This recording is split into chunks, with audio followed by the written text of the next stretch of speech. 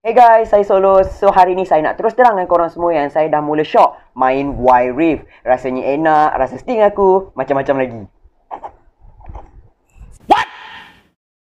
Okay.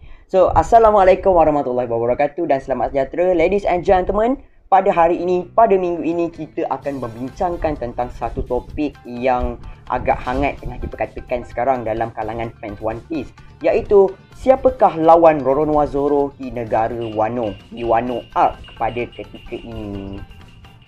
Untuk pengetahuan orang-orang yang tak layan One Piece, pertarungan Zoro di negara Wano masih lagi belum tahu. Kita tak tahu lagi Zoro lawan dengan siapa, tapi kita dah predict beberapa orang untuk lawan dengan Zoro, di mana ini merupakan perang Onigashima, di mana perang ini dikatakan lebih besar, lebih teruk daripada perang Marineford, dan perang Wano ni akan menjadi satu perang yang lebih hebat, lebih dramatik, lebih sedih daripada perang Marineford. Jadi pada hari ini kita akan bincangkan sikit siapakah yang akan Roronoa Zoro berlawan di negara Wano di perang Onigashima ini.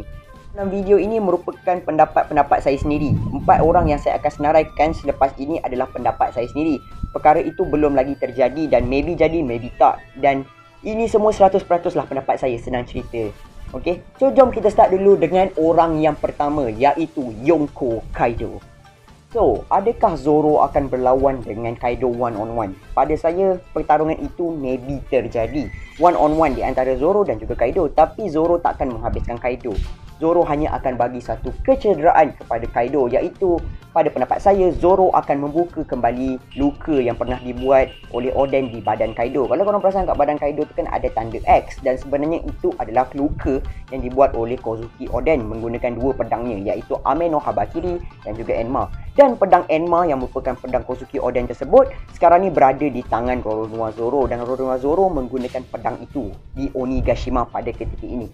Jadi itu menguatkan lagi spekulasi bahawa Zoro lah orang yang akan cut Kaido down untuk membenarkan Luffy mengalahkan Kaido. Dan sebab yang kedua adalah kerana Zoro merupakan salah seorang daripada The Worst Generation. Dan ramai orang dah predict, ramai orang yang dah ramalkan Worst Generation lah yang akan mengalahkan geng Kaido, di mana kumpulan Worst Generation lah orang yang akan mengalahkan Kaido nanti pada hujung Onigashima. Dan sebab yang terakhir adalah kerana Zoro perlu dapat satu momen di negara Wano. Kerana kita tahu Wano Arc ni adalah arc yang dikatakan untuk Zoro. Jadi Zoro perlu dapat satu big moment untuk dia naikkan nama dia balik. Kerana kalau untuk pengetahuan korang, bounty dia sekarang dah ketinggalan dengan Sanji, iaitu bounty Sanji adalah 330 million berry, manakala bounty Zoro adalah 320 million berry. Dan saya berpendapat bahawa apabila perang Wano ni habis, the Vice Captain of Straw Hat Pirates himself, Roronoa Zoro, akan mendapat bounty yang lebih tinggi daripada Sanji. Orang yang kedua yang maybe Zoro akan lawan adalah King. Waktu awal-awal Wano Arc dulu, bila awal-awal time King diperkenalkan, ramai fans termasuk saya, semua fans dah meramalkan yang Zoro akan berlawan dengan King di perang akhir ini nanti. Tapi sebaik sahaja chapter 988 keluar, mereka semua dah tukar pendapat bahawa sepatutnya King perlu berlawan dengan Sanji, kerana Sanji dah pergi lawan dengan King untuk menyelamatkan Momonosuke. Tapi Sanji kena one shot dengan King. Kena one shot. Kesian dia nanti. Tapi saya punya pendapat, saya still berpendapat yang Zoro lah orang yang akan berlawan dengan King. Kerana kalau korang perasan, dalam setiap pertarungan yang antara Straw Hat dengan kumpulan lain, Zoro sentiasa akan dapat lawan dengan the second orang yang paling kuat dalam geng tu. Contohnya dekat Alabasta, Zoro lawan dengan Mr. One. Dan dekat dekat Ines Lobby, Zoro lawan dengan Kaku. Jadi dekat Wano ni, Zoro maybe lah akan lawan dengan King. Tapi saya rasalah Zoro kalau lawan dengan King pun dia tidak menghabiskan King sepenuhnya, ataupun dia hanya akan buat kerja separuh jalan, dan separuh jalan lagi maybe dia akan pergi lawan dengan Marco. Bukan Zoro lawan dengan Marco, King yang akan lawan dengan Marco, di mana saya ramalkan bahawa Zoro akan lawan dengan King, dah separuh fight macam tu, tiba-tiba Marco datang serang King dan membantu Zoro lah, dan membenarkan Zoro untuk pergi berlawan dekat rooftop, iaitu tempat Kaido berada. Itulah dia pendapat saya tentang fight Zoro dan Sanji. Dan ketiga yang maybe menjadi lawan Roronoa Zoro di negara Wano adalah Queen. Awal-awal Wano Arc, ramai fans mengatakan bahawa Sanji akan lawan dengan Queen. Tapi pada masa kini sebabkan Sanji dah pergi lawan dengan King di chapter 988, ramai orang predik yang Sanji akan lawan dengan King dan Zoro akan pergi lawan dengan Queen.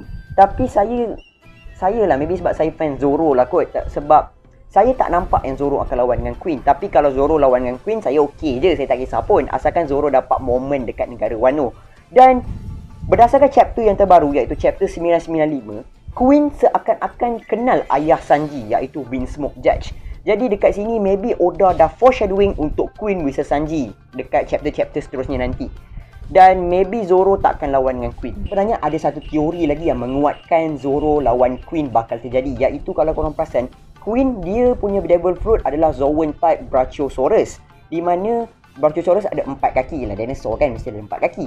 Jadi kalau korang perasan, dekat dengan CP9 dulu, iaitu dekat Enies Lobby punya arc, Zoro berlawan dengan Kaku yang merupakan pemakan Zoan type Giraffa. Jadi maybe ada kaitan, maybe Oda nak samakan balik macam Enies Lobby kot, macam tu.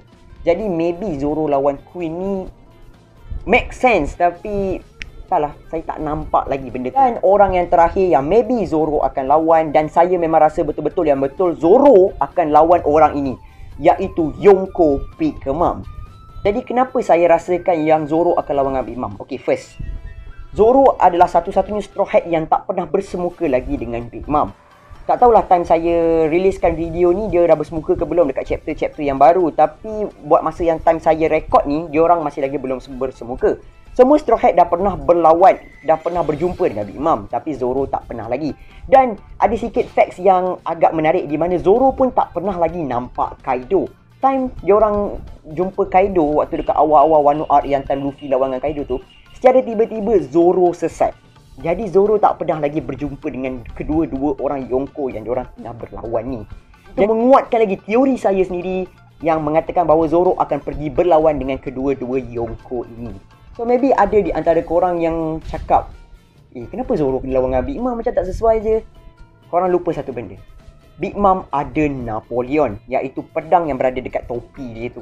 Jadi maybe dia akan menggunakan pedang Napoleon untuk berlawan dengan Zoro. Pada masa yang saya tengah rekod ni, chapter One Piece pada ketika ini memberitahu kita bahawa Big Mom nak pergi balik ke Kaido.